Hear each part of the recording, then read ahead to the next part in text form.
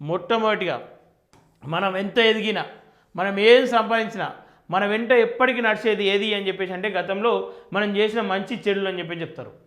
కానీ దానికంటే ముందే మనం చేసే మంచి చెడు వాటన్నిటికంటే ముందు మన వెంట నడిచేది ఏది అంటే కులం ఎప్పటికీ నిన్ను వెంటాడుతూనే ఉంటుంది.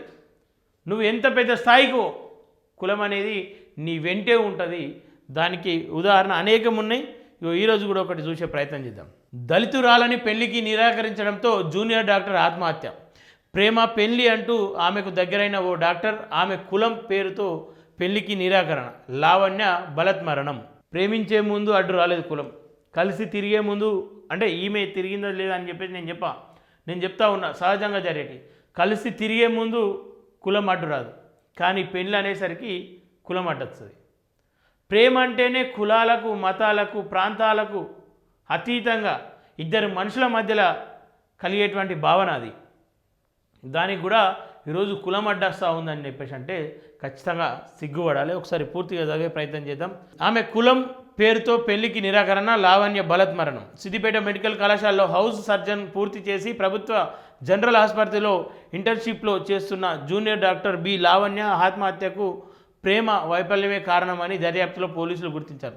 అదే ఆసుపత్రిలో జనరల్ మెడిసిన్ చదువుతున్నటువంటి మరొక జూనియర్ డాక్టర్ అయినటువంటి ఒక వ్యక్తితో ప్రేమలో ఉండి ఆయన నిరాకరించడంతో ఆమె బలత్మరణంకు పాల్పడ్డదని చెప్పేసి పోలీస్ దర్యాప్తులో వెల్లడైందని చెప్పి చెప్తా ఉన్నారు.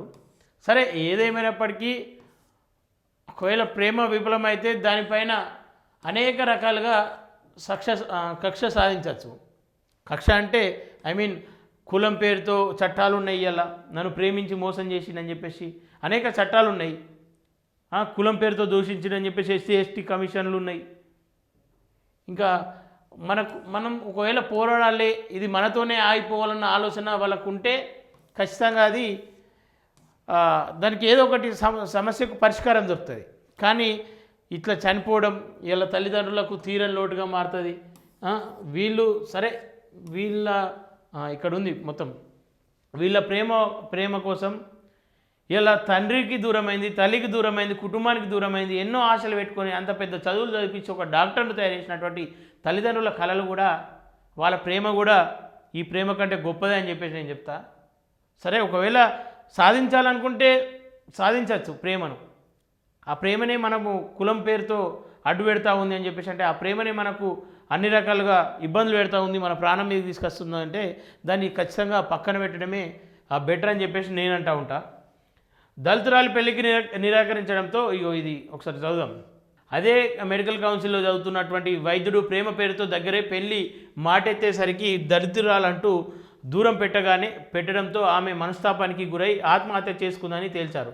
సిద్దిపేట ఏసీపీ రవీందర్ రెడ్డి తెలిపిన వివరాల ప్రకారం గద్వాల జిల్లా మానోపాడు మండలం జల్లాపురం గ్రామానికి చెందిన పేద దళిత కుటుంబానికి చెందిన బి లావణ్య 23 సిద్దిపేట ప్రభుత్వ వైద్య కళాశాల ఆసుపత్రిలో హౌస్ సర్జన్గా పనిచేస్తున్నారు.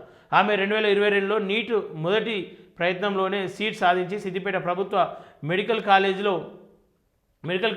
ఎంబీఏ పూర్తి చేశారు. ఆమె తల్లిదండ్రులు కూలి పనులకు వెళ్తున్నారు. సిద్దిపేట ప్రభుత్వ మెడికల్ కళాశాలలో జనరల్ మెడిసిన్ చదువుతున్న సికింద్రాబాద్ అల్వాల్కు చెందిన ప్రణయ్ తేజ్ బీసీ కంసాలే అంట ఆయన. బీసీతో నిరుడు జూలై నెలలో లావణ్యకు పరిచయం ఏర్పడి ప్రేమగా మారింది. వివాహం చేసుకుంటారని నమ్మించి సన్నిహితంగా మెలిగిన ప్రణయ్ తేజ్ అనంతరం కులాన్ని అడ్డుగా చూపించి వివాహానికి నిరాకరించాడు. దీంతో లావణ్య తీవ్ర మనస్తాపానికి గురై జనవరి 3న మెడికల్ కళాశాల హాస్టల్ రూమ్లో గడ్డి నిర్వహణకు వాడే పర్వకిట్ ఏదైతే వాళ్ళు కూడా పాయిజన్లు తాగి చనిపోవడం అనేది చాలా బాధాకరం. వాళ్ళు కూడా పాయిజన్లు తాగి చనిపోవడం, ఎందుకంటే ఒక డాక్టర్ ప్రాణాల విలువ తెలవాలి డాక్టర్కు. ఎందుకంటే ఒక మనిషి చనిపోతూ ఉండు అంటే అనేక మంది పేషెంట్లను, గడ్డి మందు తాగిన పేషెంట్లను, యాక్సిడెంట్ జరిగినటువంటి పేషెంట్లను అనేక మందిని వీళ్ళ కళ్ళతో చూస్తారు. సో ఆ ప్రాణాలు పోతున్నప్పుడు ఆ కుటుంబ సభ్యులు పడేటువంటి ఆవేదన, ఆక్రోతన, ఆ ఇబ్బందులంతా కూడా వీళ్ళ కళ్ళతోటి స్వయంగా చూస్తారు వీళ్ళు. కానీ ఎందుకని చెప్పేసి ఆమె కూడా అంత తెలిసినటువంటి ఆమె కూడా అట్లా చేసుకుందని చెప్పేసి లావణ్య 4న మృతి చెందింది. మృతురాలి అక్క శిరీష ఫిర్యాదు మేరకు ప్రణయ్ తేజ్పై సిద్దిపేట పోలీసులు ఎస్సీ ఎస్టీ కేసుతో పాటు బిఎన్ఎస్ చట్టంలోని సెక్షన్ 108/69 కింద కేసు నమోదు చేశారు, నిందితుడిని అరెస్ట్ చేసి రిమాండ్కు తరలించారని చెప్పి చెప్తా ఉన్నారు. ఇదే చేయాలి. ఒకవేళ నిన్ను మోసం చేసిందని చెప్పేసి నీకు క్లారిటీ ఉన్నప్పుడు, నీవు తప్పే లేదని చెప్పేసి అన్నప్పుడు, నువ్వు చనిపోయి నీ కుటుంబానికి ఏదో దూరం కావడం కంటే